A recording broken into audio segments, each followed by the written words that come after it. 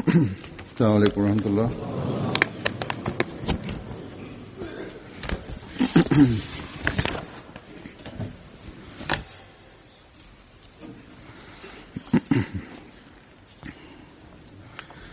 أشهد أن لا إله إلا الله وحده لا شريك له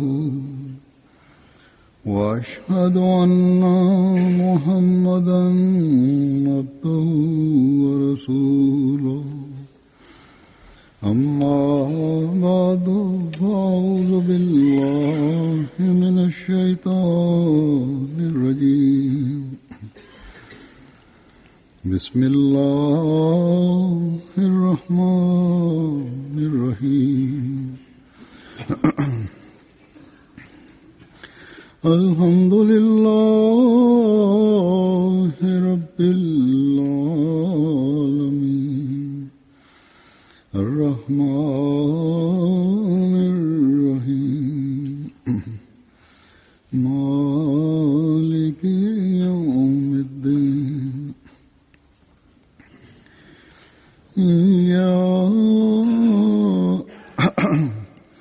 إياك نعبد وإياك نستعين اهدنا الصراط المستقيم صراط الذين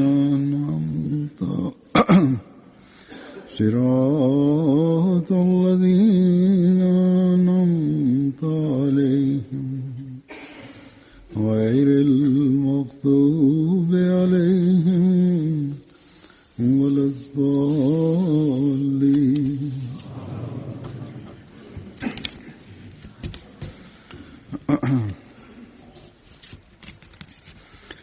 عملی اصلاح کے مضمون کے بارے میں میں گزشتہ 2 جمعوں سے بیان کر رہا ہوں. گزشتہ جمعے کو në 2 gjuma të kaluara میں اس بارے میں radhazi مسیح kam folur për vetë reformimin. تعلیم دی ہے. اس کے چند پہلوؤں کا ذکر Gjumane kaluar سوالوں سے روشنی کیا. e kisha thekur këtë temë në formë pyetjesh, بتا رہا تھا duke u referuar mësimeve të dhëna nga Mesiu i premtuar al-Islam. اپنی تعلیم میں ہمیں Pra ju kisha treguar se وہ باتیں çfarë mësimesh na dha بتائی ہیں. Mesiu i premtuar alayhisalam, سوال جواب یہ edhe se ہم یہ کرتے ہیں یا نہیں کرتے. ہماری عملی اصلاح ne a i zbatojmë ato apo jo. اسلام Por vetë reformimi ynë nuk mbaron me kaq.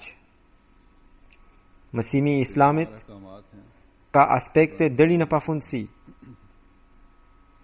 Ka porosi të panumërta që Kurani famlart اسلام نے na dha.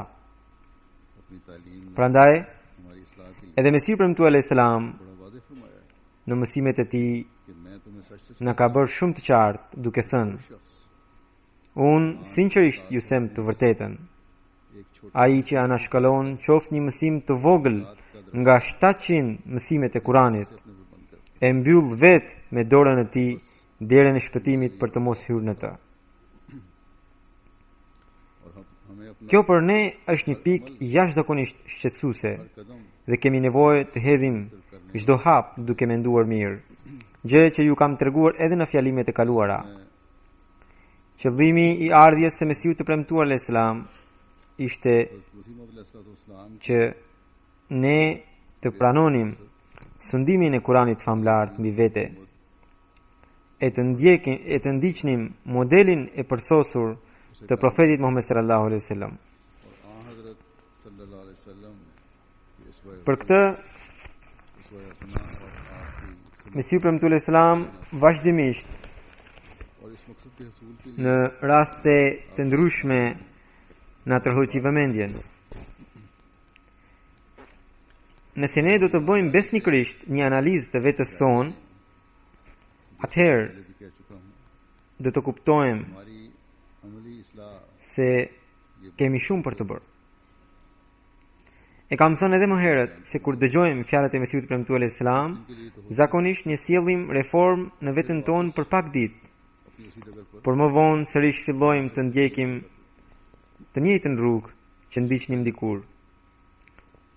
Kisha dhënë edhe shembullin e asaj kukulle apo dordoleci që mbetet në kuti derisa kutia është e mbyllur. इस पर जब तक Sa e hap kutin, susta që gjendet poshtë kukullës e nxjerr për jashta. और Pra, ना खुलते ही kur spring उसे उछाल कर बाहर kur vazhdimisht jepen këshilla për një çështje të caktuar, shumica e njerëzve marrin ndikim pozitiv dhe kur paksohet presioni i këshillave, atëherë susta e nefsit ose e mëkateve aktivizohet dhe shfaq ndonjë ligësi tjetër. नफ्स का spring Shumë nga ahmedianët e sinqert më kanë shkruar gjatë këtyre ditëve, जिंदगी की बुराई को pasi dëgjuan hutbet e fundit dhe më thonë se ata edhe po përpiqen, edhe po luten dhe më thonë edhe mua që të lutem për ta, që dordolecin që ata kanë arritur ta mbyllin duke ndjekur fjalimet e fundit të mbetet e mbyllur për gjithmonë e të mos dal asnjëherë. जो डब्बे में बंद हुआ है Sidoqoftë, kemi nevojë të mendojmë se përse ky dordolec ka prirje të dal nga kutia. बहरहाल हमें ये सोचने की जरूरत है कि क्या वजह है कि ये जैक या गुड्डा बॉक्स से बाहर Ne mund të bëjmë reformë për ndonjë problem duke përdorur mjete të ndryshme vetëm atëherë kur arrim të zbulojmë shkaqet dhe arsyet e ekzistencës së tij, sepse vetëm atëherë ne përpiqemi për t'i larguar shkaqet e problemit. बात मालूम हो इसबाब में Nëse shkaqet mbeten, reforma gjithnjë do të jetë e përkohshme. खुश Problemi do të kthehet përsëri. अगर वजह कायम रहे Kur kam menduar dhe studiuar nga ky këndvështrim, gjeta një analizë që kishte bërë Hazret Musleh Maudi, इस पहलू kalifi i dytë i Mesihut premtuar, Allahu e mëshiroft. पढ़ा मजीद Në shkrimet dhe fjalimet e tij, kalifi i dytë i Mesihut premtuar ndiqte një metodë efikase. मिला Shpesh ngrinte një pyetje si problem e më pas me shembuj të ndryshëm jepte zgjidhjen e tij. Nuk shohim tjetër kund se si ai shpjegon edhe tema të vështira me dritën e Kuranit, haditheve dhe të dijes së Mesihut premtuar alayhis salam. Quran हदीस और हज़रत Prandaj, इस्लाम के कलाम की edhe kësaj radhe mendova të udhës që të përfitoje sërish nga fjalimet e tij इस तरह और कहीं देखने में नहीं आता dhe në dritën e tyre t'i paraqes para jush pikrisht सोचा shkaqet e ekzistencës së mëkateve. रज़ी ताला अन्हो के खुतबात से ही इस्तिफादा करते हुए Pengesa e parë që u del njerëzve gjatë reformës është सामने बयान करूं Pra, pengesa e parë që u del njerëzve gjatë reformës së veprave të tyre është vetë mendimi i tyre për mëkatet, që disa janë të mëdha e disa janë të vogla. अंदाज होती हैं Domethënë njerëzit, duke dëgjuar disa dietar, kanë nxjerrë përfundimin se disa mëkate janë të vogla e disa janë të mëdha. Pikrisht ky perceptim i tyre bëhet pengesa kryesore për ta në rrugën për t'i larguar mëkatet, उनके ज़ेर असर sepse ये फैसला ai कर लिया है pra ky përkufizim i tyre u jep guxim për të bërë mëkate. बाज़ गुनाह छोटे हैं Mëkatet गुनाह बड़े हैं nuk u bojnë më për shtypje और यही dhe kështu njerëzit mendojnë se nuk kanë ndonjë problem nëse bojnë mëkate të vogla ose gjykojnë vetë se pra ata vetë gjykojnë se ato nuk kanë ndonjë dënim të madh. Mesihu premtuar alayhis salam गुनाह në një vend thot बुराइयों और गुनाहों की अहमियत kur njeriu e kap ndonjë sëmundje, qoftë e lehtë apo e rëndë, कि छोटा derisa ai nuk merr mjekimin e duhur e nuk vështirësohet për ta kuruar atë, नहीं है nuk mund të shërohet nga ajo. इस्लाम फरमाते हैं कि अगर कोई बीमारी Njeriu shqetësohet për një shenjë të zezë që mund t'i dalë në fytyrë, छोटी हो या sepse ai friksohet që ajo shenjë të mos përhapet, duke ja bërë gjithë fytyrën të zezë. अगर उस बीमारी के Në të njëjtën mënyrë, edhe mëkati krijon një shenjë të zezë në zemër. Mëkatet e vogla, pra segair, nga pakujdesia shndrohen në mëkate të mëdha, që do të thotë që kabair, pra. Ajo njoll e zez, Mesiu premtues Islam thot, ajo njoll e zez që në fillim mbetet e vogël, përfundimisht ja nxin gjithë fytyrën e njeriu. यानी छोटे गुनाह सहलंगारी से Pra, këtë mësim gjithnjë duhet ta kemi parasysh, që asnjë mëkat nuk duhet ta konsiderojmë si të vogël, दाग छोटा है sepse në momentin kur ne perceptojmë se një mëkat i caktuar është i vogël, atëherë fara e atij mëkati hedh rrënjë dhe në një kohë të caktuar गुनाह को भी इंसान ai që ishte i vogël bëhet i madh. जब ये सोच पैदा हो जाए Nga ky këndvështrim të gjithë ne kemi nevojë të bëjmë një analizë të vetes sonë. तो फिर Zoti i Madhërisëm ka caktuar dënimin e çdo mëkati, edhe të vogël, edhe të madh. और हालात के मुताबिक Përveç kësaj, kur e shohim të dërguarin e Allahut sallallahu alaihi wasallam, se sa ai ka dhënë लिहाज से se si ai ka dhënë udhëzime rreth mëkateve të vogla e të mëdha, gjejmë छोटे गुनाह që kishte dhënë për kufizime të ndryshme të tyre në varësi të rrethanave dhe të njerëzve. फिर जब हम हजरत Dikur ai i thot dikujt se mirësia më e madhe është shërbimi ndaj prindërve, e dikujt i thot se falja e namazit të tahajjudit është mirësia më e madhe, e dikujt tjetër i thot pjesëmarrja në xhihad është mirësia më e madhe. तो मुख्तलिफ मौकों और मुख्तलिफ लोगों के लिए आपके मुख्तलिफ Pra, आदात मिलते हैं kjo tregon se mirësia më e madhe ndryshon në varësi të njerëzve dhe të rrethanave. माँ बाप की खिदमत करना बहुत बड़ी नेकी है किसी शख्स को आप बड़ी नेकी के बारे में पूछने पर फरमाते Me qëra fjala për mirësinë e xhihadit, जाएगी बहुत बड़ी नेकी है më lejoni t'ju jap një shpjegim. किसी के ये पूछने पर Na akuzojnë, pra muslimanët e tjerë na akuzojnë फरमाते हैं se ne nuk bëjmë xhihad. हमारे लिए बड़ी नेकी ये है कि जिहाद Duhet të dimë që në kohën e profetit Muhammed sallallahu alaihi wasallam, kur Islami sulmohej nga çdo anë dhe ekzistenca e tij ishte në rrezik, atëherë padyshim xhihadi me shpatë ishte një mirësi shumë e madhe. Dhe për ata që nuk merrnin pjesë në të pa pasur ndonjë arsye të shëndosh, Zoti i Madhërisëm kishte caktuar edhe dënim. जाता है कि जिहाद नहीं करते Por profeti Muhammed sallallahu alaihi wasallam ka thënë për Mesiun e premtuar जब इस्लाम fjalët से तलवार Yadaul harba, se në kohën kur Mesiu premtuar do të vi, ai do t'i jap fund luftës fetare. वालों को अल्लाह ताला ने Këto ishin fjalët e Muhamedit sallallahu alaihi wasallam. करार दिया Kjo për arsye se sulmet që do të bëheshin në kohën e tij ndaj Islamit do të merrnin një formë tjetër. Hazrat Islami nuk do të sulmohej më me shpatë, por do të sulmohej me literaturë, media, shtyp dhe mjete të tjera të kohës. का खात्मा करेगा Për këtë arsye, edhe Mesiu premtuar dhe xhamati i tij, të njëjtat mjete do të përdornin për t'iu përgjigjur sulmeve ndaj Islamit. Duke marrë parasysh pikrisht këtë të vërtetë, Mesiu premtuar Islam në një poezi të tij tha: "Din ke liye haram hai, ab jang aur jidal." Është ndaluar tashmë lufta dhe agresioni për fen.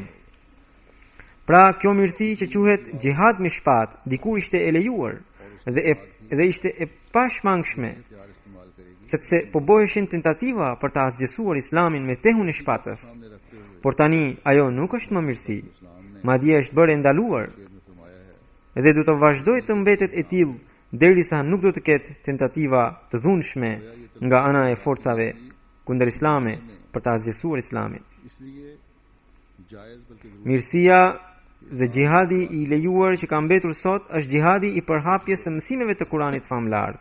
अब वो नेकी Është xhihadi i dijes, është xhihadi i përhapjes së mësimit të bukur të Islamit përmes medias, shtypit dhe literaturës.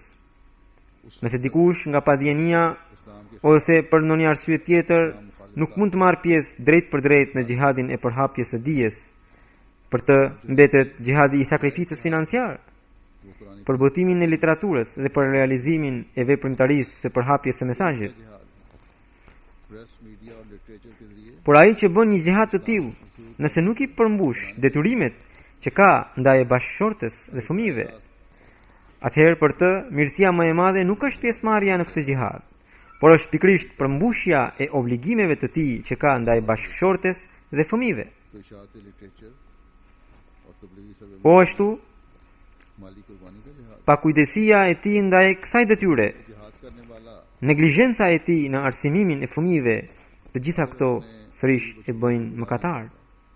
Në kohën e profetit Muhammed sallallahu alaihi wasallam, siç e thash më herët, edhe pse xhihadi kishte prioritetin e vet, por i dërguari Allahu sallallahu alaihi wasallam dikujt i kishte thënë se mirësia më e madhe është shërbimi ndaj prindërve. Shkurt, përkufizimi i mirësisë së madhe ndryshon në varësi të personit, kohës dhe rrethanave. Ne dim që hedhja e parave në punë të këqija është mëkat dhe jemi të ndaluar nga ajo. ऐसे शख्स को फिर Por sot gjithkund gjenden makina bigjozi. हाँ हजरत सल्लल्लाहु अलैहि वसल्लम Edhe bigjozi është bërë i shumë llojshëm. बावजूद Ka edhe njerëz që janë dhënë pas lotarisë. ने बताया Shkojnë aty ku janë vendosur makina bigjozi dhe luajnë. माँ बाप Por nga ana tjetër nuk gënjejnë në jetën e tyre të përditshme. और हर मौके Nuk i bëjnë padrejtësi ndokujt. बड़ा Nuk vrasin njerëz, sepse këto të fundit i quajnë mëkate të mëdha. Kurse bigjozin dhe derdhin e parave në punë të pista nuk e mendojnë ashtu. जिसे मना फरमाया गया।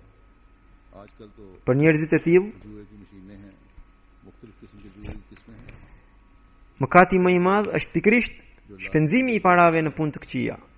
Sepse mëkatet e tjera जुए की मशीनों में ata vet i konsiderojnë të këqija. और खेलते हैं जुआ Në të njëjtën mënyrë, ka gra që kur vishen, nuk vishen në mënyrë të hijshme. Kur dalin jashtë, nuk merakosen për mbulesën e tyre. इसलिए Edhe pse mund të jenë muslimane, ahmediane, ना समझते हैं por kur dalin jashtë, dalin pa mbulesë në kokë. और गलत कामों में पैसे लुटाने Veshja e tyre më shumë ua ekspozon trupin se sa ua mbulon. ऐसे शख्स Por të njëjtat gra tregohen shumë bujare kur u bëhet thirrje për ndonjë sakrificë financiare, ose ato urrejnë gënjeshtrat dhe nuk durojnë dot nëse dikush gënjen para tyre. हम देखते हैं E për to, mirësia më e madhe nuk është sakrifica financiare ose urrejtja ndaj gënjeshtrës, por është praktikumi mbi porosinë e Kuranit që u thot të vishen hishëm, në mënyrë që veshja e tyre ta mbulojë mirë trupin e tyre. और कहलाने के बगैर Atë mirësi që nuk e praktikojnë duke kujtuar si të vogël, pikërisht ajo në një kohë të caktuar i shtyn ato në mëkatin e madh. लेकिन माली कुर्बानी के लिए कहो Shkurt, किसी cherry kriteri i çdo mirësie dhe likësie तो खुला दिल है varet nga njeriu dhe rrethanat. Dhe për këtë arsye, कि उसके सामने कोई झूठ për kufizimi i mirësisë së madhe इसके लिए बड़ी apo i likësisë së madhe चंदों में ndryshon në bazë të personave dhe rrethanave. Për sa kohë njeriu do të vazhdojë me idenë se ai mëkat është i madh dhe ai tjetër është i vogël, ajo mirësi është e madhe dhe ajo tjetër është e vogël, deri atëherë ai as nuk mund të aftësohet për të shpëtuar nga mëkatet, e as nuk do të ketë mundësi për të bërë mirësi siç duhet. Gjithmonë duhet të kemi parasysh se mëkatet e mëdha janë ato nga të cilat nuk heqim dot dorë, ose nga të cilat zor se heqim dorë, sepse ato na bëhen si shprehi, ndërsa mirësitë e mëdha janë ato të cilat janë të vështira për ne për të realizuar. Pra, की और बदी की तरह ka shumë mëkate që janë të mëdha për dikë, por për dikë tjetër बस जब तक ato janë të vogla. Dhe ka shumë mirësi që janë të mëdha për dikë dhe për dikë tjetër ato janë të vogla. और फलान एक की बड़ी है और फलान एक की छोटी है Nëse ne vërtet duam reformën në jetën tonë praktike, atëherë më së pari duhet ta heqim mendimin që, për shembull, kurvëria është një mëkat shumë i madh, po ashtu edhe vrasja, edhe vjedhja, edhe përgojimi, kurse mëkatet e tjera janë të vogla. Qadir ना हो बहुत Patjetër duhet ta heqim këtë mendim. और वो Gjithashtu duhet ta heqim edhe mendimin që, për shembull, agjërimi është një mirësi shumë e madhe, po ashtu edhe zekati, edhe haxhi, kurse mirësitë e tjera janë të vogla. यानी बहुत सी बदियां एक के लिए Muslimanët përgjithsisht kështu e mendojnë. और बहुत सी नेकियां एक Nëse nuk do ta heqim këtë mendim nga zemra, बस veprat tona do të mbeten të dobta. अपनी Jeta jonë praktike do të forcohet atëherë kur do të kemi parasysh predikimin e Mesiut premtuar Islam, në të cilin ai thot se ai që anashkalon qoftë një mësim të vogël prej 700 mësimeve të Kuranit, vetë me dorën e tij e mbyll derën e shpëtimit. गीबत एक बड़ा गुनाह है Prandaj ne nuk duhet të mendojmë si të tjerët ख्याल को që disa mirësi janë të mëdha e disa janë të vogla. और इस ख्याल को भी दिल से निकालना होगा। Muslimanët e tjerë kaq shumë e kanë egzageruar këtë pikë, बड़ी नेकी है, saqë ka shumë prej tyre që mendojnë se agjërimi është mirësia më e madhe, अलावा जितनी नेकियां हैं छोटे kurse namazi me xhamat nuk ka aq vlerë मानों में ये sipas tyre pra. तसव्वुर पाया जाता Pra, për ta agjërimi është jashtëzakonisht i rëndësishëm है। ख्याल से dhe edhe e zbatojnë rreptësisht. हमारा अमली हिस्सा कमजोर रहेगा। अमली हिस्से की मजबूती Edhe ai që ka obligim për të paguar zakat, Naseem i shmanget zakatit, por agjëron patjetër, सामने रखेंगे sepse sipas tij mos agjërimi përbën një mëkat shumë të madh. अमल ना करने वाला निजात का दरवाजा Sa për shmangjen e zakatit, do t'i tregoj edhe një gjë. Ka qenë një kohë në Pakistan, nuk e di nëse vazhdon të jetë njësoj apo jo, बाज नेकियां बड़ी हैं kur shumë musliman pakistanez mashtronin shtetin për të mos paguar zakat. Në fund të vitit, shteti u amerte zakatin me zor muslimanëve që kishin llogari bankare. Në vitin 1974, ligji dhe kushtetuta e Pakistanit i shpalli ahmedianët si jo musliman dhe si të tillë për ta nuk aplikohe operacioni i shtetit për të marrë zakat. बड़ी पाबंदी होती है उस Atëherë, disa musliman jo ahmedian, पर vetëm për të shpëtuar nga pagimi i zakatit, në formularet e bankës deklaronin veten si ahmedian ose kadiani. Kjo është gjendja e besimit të tyre. उसके नतीजे बहुत Sipas tyre, ahmedianët janë qafir, por për të mos paguar zakatin, था। तो ये para pëlqejnë të bashkangjiten qafirëve në thonjza të shpallur prej tyre. 74 के बाद Nuk e di se çfarë ndodh aktualisht, por ka qenë një kohë kur kjo ishte gjendja atje. Kjo ndodh pikërisht sepse për të përcaktuar kriteret e mirësisë dhe ligësisë, ata nuk i drejtohen Zotit të Madhërisëm dhe të dërguarit të Tij, por u drejtohen disa pseudo dietarëve, myftive dhe hoxhallarëve. ज़कात ज़बरदस्ती Kalifi i dytë radhiyallahu ta'ala anhu tregon një ngjarje të Mesihut premtuar Islam. क्योंकि गैर मुस्लिम करार दे Ai thot, हुकूमत के मुताबिक një herë gjatë muajit të Ramazanit, से बचने के लिए ai, pra Mesihu premtuar Islam, bank फार्मों ishte në udhëtim. कादियानी अहमदी लिख लिया करते Ai do të mbante një fjalim në Amritsar, ये हालत है इनकी pra një qytet në veri të Indis. Gjatë fjalimit ai ndjeu satësi në gojë. अपने पैसे भी Një shok i tij e vuri re dhe i paraqiti një filxhan çaj. Por Mesihu premtuar Islam e largoi. Pas pak ai prap e ndjeu këtë shqetësim. हाल ये Shoku i tij përsëri ia dha filxhanin e çajit, por Mesihu premtuar Islam i bori me dorë që ta largonte. ये है कि नेकी और बदी Kur kjo ndodhi करने के लिए edhe herën e tretë, खुदा ताला की तरफ atëherë Mesihu premtuar Islam e mori filxhanin dhe piu një gëllënk. उसके Mbase duke gjykuar se tani më shmangja e çajit do të ishte për të dukur para njerëzve se gjoja se kishte agjëruar, duke mos përfituar kështu nga leja e dhënë prej Zotit për udhëtarin që të mos agjërojë. हज़रत मसीह मौद अलैहिस्सलाम का Sa e piu një gëllënk të çajit, कि Ramzan publiku që nuk ishte ahmedian मौद अलैहिस्सलाम एक सफर brofën në këmbë.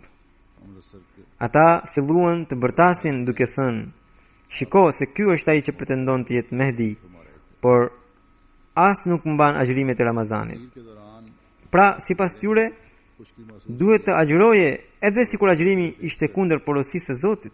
चाय की प्याली आपको पेश की Kalifi i dytë, radhiyallahu ta'ala anhu vion, बता दिया mbase, thot ai, mbase 90% prej tyre ishin të tillë që as nuk faleshin, फिक्रमंद होकर फिर edhe gënjenin, mashtronin në tregti. Por edhe kjo është e vërtetë që 99% prej tyre kishin agjëruar atë ditë. रहने को Kjo sepse लेकिन ata agjërimin e mendonin si mirësinë më të madhe. फिर हुई Por ata nuk kishin agjëruar ashtu siç thot i dërguari Allahu sallallahu alaihi wasallam, që agjëruesi nuk duhet të gënjejë, nuk duhet të përgojojë, nuk duhet të shajë dikë, sepse në të kundërtën agjërimi i tij para Zotit mbetet vetëm heqje dorë nga buka dhe uji. जाएगा कि मैं रिया कर रहा हूँ Nëse bëjmë një analizë, जो रोजा ना रखने का हुक्म और gjejmë që një pjesë e madhe e muslimanëve kështu rinë, pra pa bukë e pa ujë. आपने एक घूंट इस प्याली मुझसे ले लिया Por pikërisht ky qëndrimi i tyre गैर जमात लोग për ta është mirësia më e madhe. कि देखो मेहदी होने का दावा करते हैं और रमजान के महीने में रोजा नहीं रखा हुआ। उन लोगों के नजदीक रोजे की अहमियत Ata se vetëm kjo vepër ose edhe disa vepra të tjera, të cilat gjithashtu sipas tyre janë mirësi të mëdha, janë të mjaftueshme për ta për të përgjigjur para Zotit. इनमें से Njerëzit e tillë nuk mund të krijojnë standarde të larta të mirësisë, e as nuk mund t'i karakterizojnë mëkatet siç duhet. 99% झूठ बोलने वाले, धोखा फरेब करने Në वाले, mendjen e tyre, मार ata vetë sajojnë kategoritë e mirësive të mëdha e të vogla dhe të ligësive të mëdha e të vogla, dhe rrjedhimisht përpiqen të bëjnë vetëm atë mirësi që caktojnë vetë, apo edhe po ashtu nuk bëhen gati për të luftuar me ligësinë të cilën e quajnë të vogël. वो रोजा उस तरह नहीं रखते। Por nga ky qëndrim, ata vetëm zhyten nga një mëkat në një mëkat tjetër. झूठ बोलता है, गीबत करता है, Ndërsa Islami e ka quajtur mirësi të madhe atë mirësi që është e vështirë për ta realizuar, वो सिर्फ e cila do të jetë e ndryshme për çdo kënd, जायजा लें dhe po ashtu e ka quajtur ligësi të madhe atë ligësi nga e cila zorë se heq do të dorë. भूखी प्यासी रहती है। मगर ये भूखा प्यासा रहना उनके नजदीक बहुत बड़ी नेकी है और उनका बीड़ा पार करने के लिए काफी है। या चंद मजीद नेकियों को जो उनके नजदीक बड़ी हैं उसमें शामिल कर लेंगे कि इसकी Pra, सारी बख्शिश के nëse vërtet duam të bëjmë reformën ऐसे लोगों ने e vetvetes, लोग जो हैं वो gjithmonë duhet ta kemi parasysh में që duhet të përpiqemi për të bërë çdo mirësi dhe për t'u larguar nga çdo ligësi. कायम कर सकते हैं। उन्होंने खुद साख्ता बड़ी नेकियों और छोटी नेकियों और बड़े गुनाहों और छोटे गुनाहों के Për kufizimet e sajuara nga ne, nuk mund të na bëjnë të përvetësojmë mirësitë e të largohemi nga ligësitë, sepse në këtë mënyrë njeriu e dëmton veten e vet, duke hequr dorë nga disa ligësi e nga disa të tjera jo, edhe duke bërë disa mirësi e disa të tjera jo. Nga pakujdesia ndaj mirësive që i duken të vogla, njeriu privohet edhe nga ato të mëdha, dhe ligësitë që shpesh i duken të parëndësi i shkaktojnë një humbje të pashërueshme shpirtit të tij, derisa i mohohet bekimi i pastërtisë shpirtërore që vjen prej Zotit. हालांकि इस्लाम ने Mendimi se disa mëkate janë të vogla jep edhe një efekt tjetër, i cili është që fara e mëkatit mbetet në zemrën e njeriut जिससे dhe ajo rri në kërkim të momentit të përshtatshëm इस्लाह करनी है për të mbirë. तो हमेशा ये बात सामने रखने की जरूरत है। Kështu që हर नेकी को प्यार करने, ka nevojë हर बदी से बचने की कोशिश करनी। për shumë kujdes. Ka nevojë që të kemi shumë kujdes. Mëkatin ose mëkatet mund t'i largojmë vetëm atëherë kur të gjithë bashkë do të përpiqemi për këtë punë. नहीं बनाएंगे Duhet të përpiqet çdo kush në shoqëri, në xhamat për këtë. इस Nëse çdo kush do të nxjerrë për kufizimin e mirësisë dhe ligësisë nga ana e tij, और कुछ बड़ी atëherë një ligësi te njëri नेकियां इख्तियार mund të jetë e madhe, और कुछ ना por te dikush tjetër e vogël. Ndërsa një i treti mund të mendojë krejt ndryshe. Nuk mund të eliminohen ligësitë nga shoqëria në këtë mënyrë. महरूम कर देते हैं। Ato mund të eliminohen kur gjithë ne të jemi të një mend në këtë drejtim. रूहानियत को नाकाबिल तलाक Për shembull, shumica dërmuese e muslimanëve konsumimin e mishit të derrit e konsiderojnë si mëkati më i madh, mbase edhe më i madh se shirku. इंसान Dikush mund të jetë i lig, vjedhës, kurvar, grabitës, por njëkohësisht e quan veten musliman. Megjithatë, kur i thuhet të hajë mish derri, ai do ta refuzojë duke thënë, "Jo, jam musliman." Kjo ndodh sepse muslimanët përgjithsisht kanë kuptuar që konsumimi i mishderrit është haram, edhe pse mund të kenë lindur e rritur në këtë shoqëri, prapë se prapë mbase 99.9% të muslimanëve të këtij vendi e urrejnë konsumimin e mishit të derrit. Pra, kjo ndodhi për shkak të ndjenjes që muslimanët kanë ushqyer bashkërisht, dhe kjo tregon që për të larguar mëkatet dhe për të treguar qëndrueshmëri në mirësi, ka nevojë të zgjohet ndërgjegjja e gjithë secilit nga ne, që edhe një mirësi e vogël në realitet është e madhe, dhe po ashtu edhe një ligësi e rëndomt në realitet është e madhe. Derisa gjithë secili nga ne nuk e krijon këtë ndjenjë brenda vetes, nuk mund të fillojë një përpjekje e gjithanshme. Ligësit do të vazhdojnë të përhapen në shoqëri. Pengesat gjithnjë do të dalin para reformës në jetën tonë praktike. Elementi i dytë për të sjellë reformë në vepra është shoqëria dhe prirja e njeriut për të imituar. Allahu i Madhërisëm i ka dhuruar njeriut aftësinë e të imituarit, e cila shfaqet që nga fëmijëria. Pra, kjo është vetë në natyrën e njeriut aq fort saqë edhe një fëmijë i vogël e shfaq atë.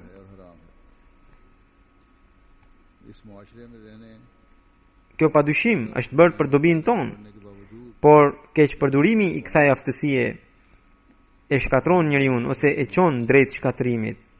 Është pikërisht ndikimi i kësaj aftësie që njeriu arrin të mësojë gjuhën nga prindrit.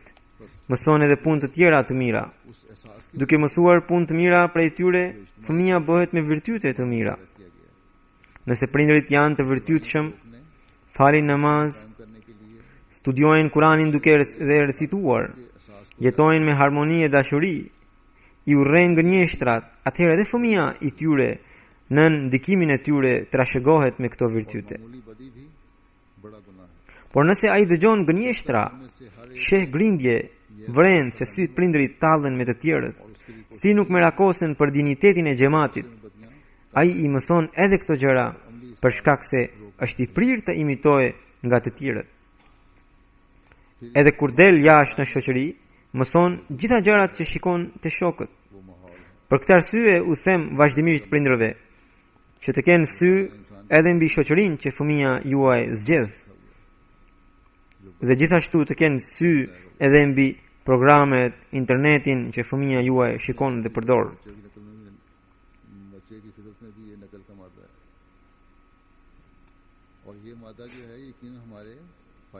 Përveç kësaj, një tjetër gjë që duhet të kemi parasysh është që koha e edukimit të fëmijës fillon që nga mosha shumë e vogël. Gjithmonë duhet ta kemi në mendje këtë pikë. Nuk duhet të mendojmë se fëmia ende është i vogël, duhet të edukojmë kur të rritet. Edhe mosha 2 vjeçare, 3 vjeçare siç e thash që fëmia mëson nga prindrit dhe nga njerëzit e tjerë të shtëpisë dhe i imiton. Prindrit nuk duhet të mendojnë se fëmia e tyre ende është i vogël dhe si i tillë ai nuk di gjë. Ai di çdo gjë dhe sheh me vëmendje çdo lëvizje dhe çdo gjest të prindërve. Të gjitha këto në mënyrë të pavetëdijshme nguliten në mendjen e tij. Vjen një kohë kur ai fillon të imitojë. Vajzat, duke imituar nënat e tyre, duan të vishen po si ato kur luajnë me shoqe. Po kështu djemt imitojnë baballarët e tyre. Pra fëmijët imitojnë edhe mirësitë, edhe ligësitë e prindërve. Për shembull, kur të rriten e kur u mësohet se cilat janë mirësitë e cilat janë ligësitë, atëherë ata e analizojnë se çfarë kanë parë në fëmijëri. Kur një fëmijë mëson se gënjeshtra është një ligësi, përmbushja e premtimit është një mirësi, por nëse ai nuk e ka parë standardin e lartë të vërtetësisë së prindërve, nuk ka dëshmuar ndonjëherë nga prindërit dhe njerëzit e tjerë të shtëpisë se si përmbushin premtime, ai edhe pse do të kuptojë se gënjeshtra është ligësi dhe përmbushja e premtimit është mirësi, por nuk do të veprojë sipas tyre. Sepse në shtëpi e ka dëshmuar të kundërtën. Shprehit që marrin fëmijët forcohen në mendjen e tyre dhe për këtë arsye ata vështirë se pranojnë të kundërtën e tyre. और उनकी नकल करते Nëse fëmia shikon se nëna nuk është e rregullt në faljen e namazeve नहीं होना चाहिए कि अभी बच्चा छोटा है dhe kur vjen babai në shtëpi dhe e pyet nëse ka falur namazin apo jo, atëherë nëna i përgjigjet duke thënë, "Jo, do ta fal më vonë." लाशोरी तौर पर Atëherë fëmia i thot me vete, që nga një përgjigje e mirë kjo. Dhe nëse edhe mua do të më pyesin se a kam falur namaz apo jo, kështu do të përgjigjem duke thënë, "Jo, do ta fal më vonë." बच्चियां Ose kur dëgjon përgjigjen, "Po e kam falur", ndërkohë fëmia gjatë gjithë ditës ishte me nënën dhe ka parë se ajo nuk e ka falur namazin, atëherë ai e regjistron këtë taktik në mendjen e tij për vete. ये अच्छाइयां Në të njëjtën mënyrë, ai mëson edhe veset dhe të këqijat e babait, mëson edhe përgjigjet e tij të padenja. Pra, në këtë mënyrë prindërit me shembullin e tyre i edukojnë dhe i mësojnë fëmijët dhe edhe fëmijët kur të rriten përdorin po ato metoda dhe përgjigje që kishin mësuar prej prindërve. झूठ है ये बोलना बुराई है Në të njëjtën mënyrë, अच्छाई है të fëmijët लेकिन एक बच्चा ndikojnë जिसने अपनी edhe fëmijët, बाप की सच्चाई की आदत shokët dhe shoqet e prindërve. जिसने माँ बाप और घर के बड़ों से Kështu që कभी वादे पूरे होते nëse doni të bëni reformën e duhur të fëmijëve tuaj, से तो बेशक समझेंगे që në të ardhmen edhe standardi i reformës të jetë më i lartë, लेकिन atëherë prindërit në rast të parë क्योंकि अपने घर में duhet të nisen nga vetvetja. हम ही देखते रहे Ata duhet të kenë shok njerëz të cilët, हो जाती हैं बचपन से ही pra ata duhet të kenë shok njerëz të tillë, të cilët gjithashtu kanë një standard të lartë të veprave. बच्चा देखता है कि नमाज में सुस्त है Pra, po ju thosha se fëmijët janë të prirë për të imituar edhe nga prindërit, edhe nga shoqëria. पढ़ लूंगी Nëse do t'i lini në një shoqëri të mirë, ata do të rriten duke bërë mirësi. E nëse do t'i lini në një shoqëri të keqe, do të rriten duke bërë ligësi. या ये जवाब सुनता है Kur kalojnë në një mosh, kur nëse u thoni për një gjë, mos e bëni, kjo është ligësi, nuk do të jetë më nën kontrollin e tyre që të heqin dorë nga ajo. Atëherë prindërit nuk duhet të ankohen se pse fëmijët e tyre u prishën. इसी तरह बाप के गलत Pra, kjo është një përgjegjësi shumë e madhe e prindërve और që t'ua mësojnë, बाप देता है वो फिर बच्चा ध्यान में बिठा लेता है तो माँ बाप që t'ua mësojnë fëmijëve faljen e namazeve duke dhënë shembullin e vet, को अगर गलत që t'ua mësojnë fëmijëve qëndrueshmërinë në vërtetësi duke dhënë shembullin e vet, që t'ua mësojnë fëmijëve edhe virtytet e tjera të larta duke dhënë shembullin e vet, në mënyrë që edhe ata të rriten e të bëhen të vërtetshëm. और बच्चा फिर बड़े होकर Ruhuni nga betimet e rreme, që edhe fëmijët tuaj të ruhen nga ato. Se sa të forta mbeten gjërat që në fëmijëri mund ta shohim në shembullin e një sahabi të Mesihut premtuar alayhis salam, i cili kishte ardhur në xhamatin Ahmedia nga një familje pasanike e fesë sikhe. Pra, feja sikhe është një fe tjetër. Që nga familja ai ishte mësuar të mos hante mishin e lopës. अपनी नस्ल की Në kohën kur ishte Ahmedian, shokët e tij kishin vendosur ta abonin që të fillonte të hante mish lope. तो माँ बाप को Kalifi i dytë rëfen një ditë atë e pash në shtëpinë e mysafirëve, ku ecste me hapa të shpejt dhe pas tij vinin, pra atë e ndiqnin shokët e tij, të cilët i thoshin, "Sot do të hash patjetër këtë mish." Ndërkohë ai u lute që të mos bënin një gjë të tillë. जहन में बैठ Një herë tjetër, atij ose dikujt tjetër që sapo ishte bërë musliman, dikush i ka dhënë mishin e lopës për të ngrënë. Ai e kuptoi vetëm kur e futi në gojë dhe menjëherë e volli. चला जाएगा बुरे Pra, करने वाले को जब kjo ndodhi për shkak se ai ka pasur një urrëtie që nga familja për mish lope, saqë edhe kur u rrit dhe u bë musliman, nuk mundi ta hante atë. नहीं होना चाहिए Edhe pse ai tashmë e kishte ndruar fen, por urrëtie që ja kishin krijuar अमल से बच्चों को भी नमाजी prindërit e tij për mishin e lopës, nuk i u largua kurrë. से दूसरे Vepra është e dukshme, prandaj njerëzit e imitojnë, उन अखलाक को अपनाने वाले por në këtë mënyrë lind një farë në zemrën e tyre, e cila rrënjoset dhe përhapet. अपने आप को ही बचाएं Por besimi është i padukshëm, andaj ai mbetet i kufizuar. Besimi i shëmbëllen një pemë të shartuar që sjell deg të reja, fruta të reja, por vepra i shëmbëllen një pemë të rrënjosur që përhapet nëpërmjet farës. Fara e veprës vetvetiu hedh rënje në tokën e zemrës dhe sapo të gjej mjedis dhe kohë të përshtatshme rritet. और उनके साथियों ने Prandaj, उनकी ये चिड़ बना përhapja e liksisë është shumë e lehtë dhe ajo mund të përhapet në shoqëri edhe për shkak të veprave të njerëzve tanë, edhe për shkak të veprave të tjerëve. ने में Pra, shoqëria luan një rol të rëndësishëm në përhapjen e mirësive e të liksive, gjë që ne gjithmonë duhet ta kemi parasysh. और वो हाथ जोड़ रहे हैं Ka edhe shkaqe të tjera të cilat do t'ju tregoj më vonë, inshallah. बयान करते Allahu na mundsoft हो या किसी और नॉन मुस्लिम को të jemi gjithnjë të vëmendshëm ndaj reformës së vetvetes e të fëmijëve tanë. तो ये बचपन से गाय के गोश्त से नफरत पैदा करने का नतीजा है Sot kemi edhe një lajm trishtues. मान होकर फिर भी उससे कराहत Do të fal, do të udhëheq një gjinaze pas namazit të xumas, से बेशक उन्होंने e cila është e कर लिया Khalid Ahmed Al-Baraut. न्याय की तरफ तैयार कर लिया लेकिन Ai ishte nga Siria, ishte inxhinier me profesion dhe ishte 37 vjeç. Prindërit e tij në vitin 1986, kur jetonin në një fshat të Damaskut, e kishin pranuar xhamatin. Në atë zonë ata ishin të parë që kishin bërë bejt. Pas bejtit, pra pas antarësimit në xhamat, babai i tij u përball me një kundërshtim shumë të ashpër, aq sa e kishin burgosur për 6 muaj gjatë vitit 1989. Edhe në trazirat që ndodhin në këtë kohë në Siri, policia e kishte arrestuar edhe në vitin 2012 edhe në vitin 2013. Të gjithë vëllezërit dhe motrat e Khalid Bara sahibit janë ahmedian të lindur.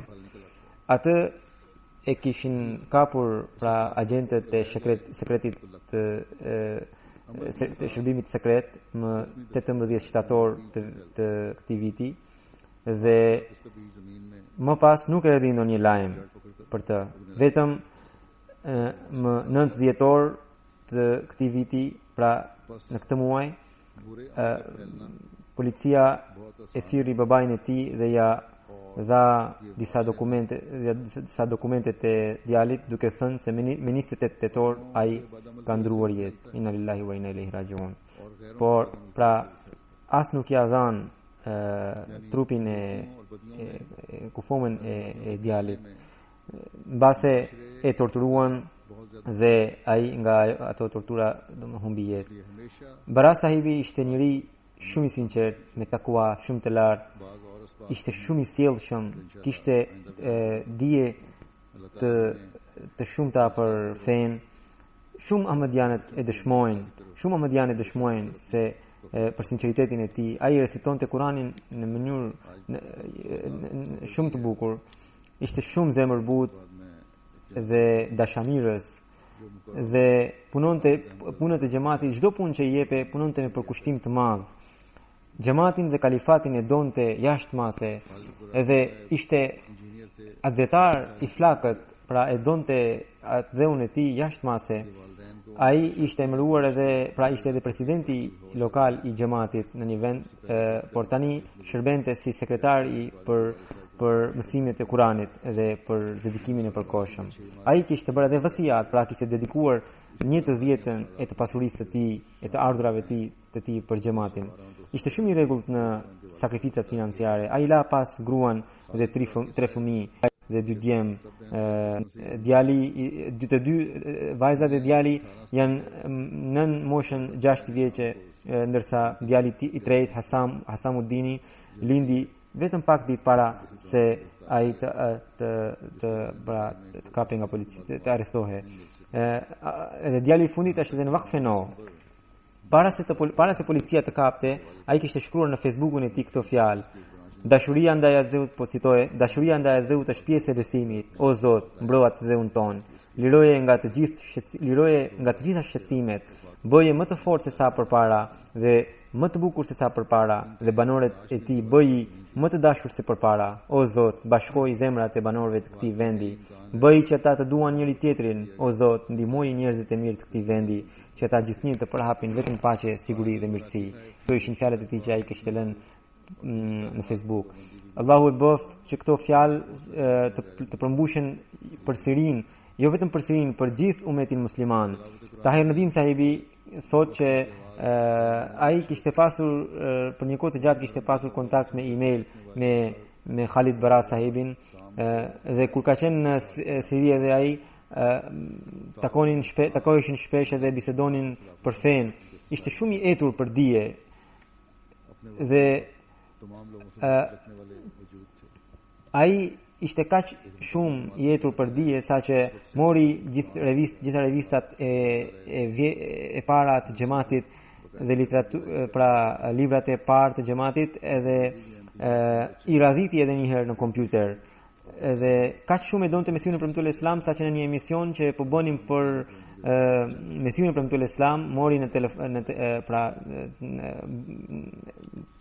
bëri telefonatën dhe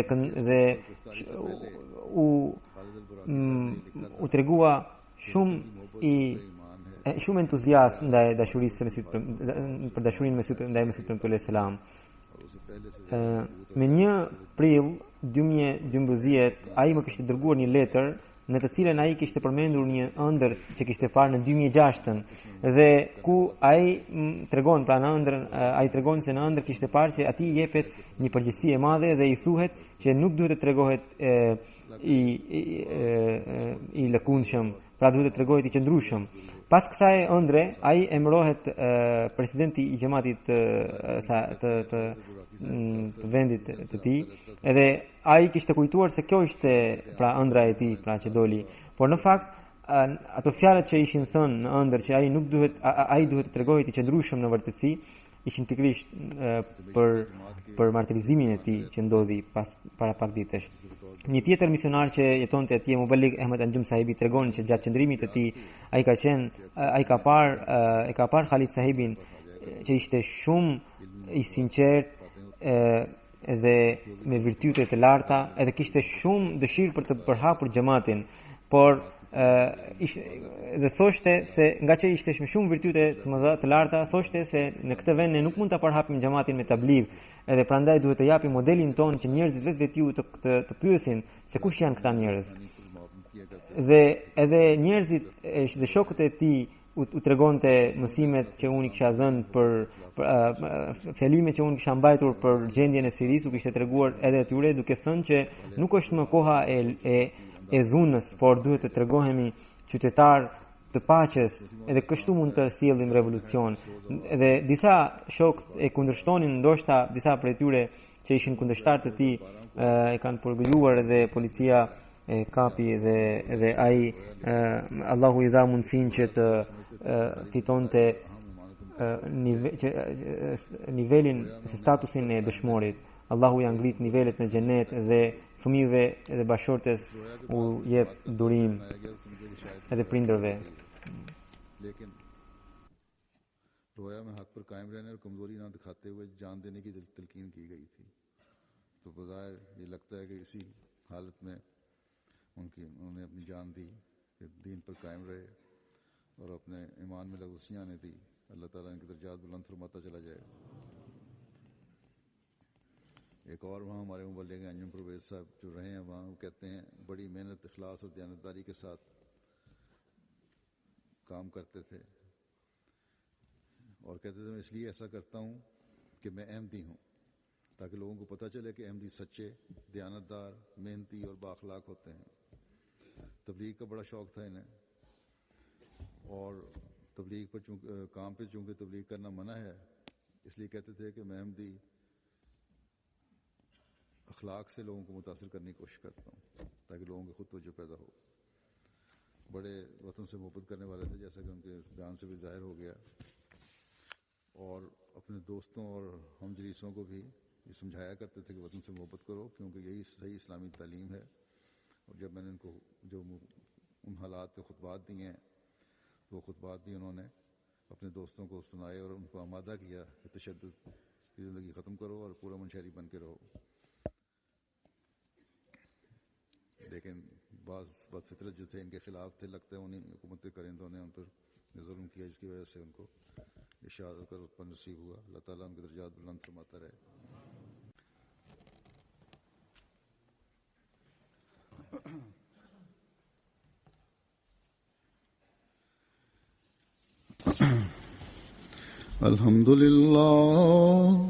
अल्हम्दुलिल्लाह नहमदुहु व नस्तईनुहु व नस्तगफिरुहु व नुमिनु बिही व नतवक्कलु अलैहि व नऊज़ु बिल्लाहि मिन शुरूरि अनफुसिना व मिन सय्यिआति अअमालिना।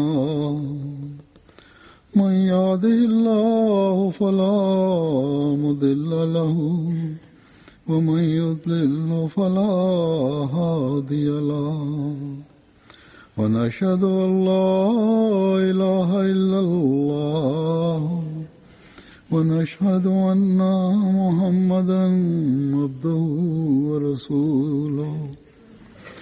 इबादल्लाह रहमकुमुल्लाह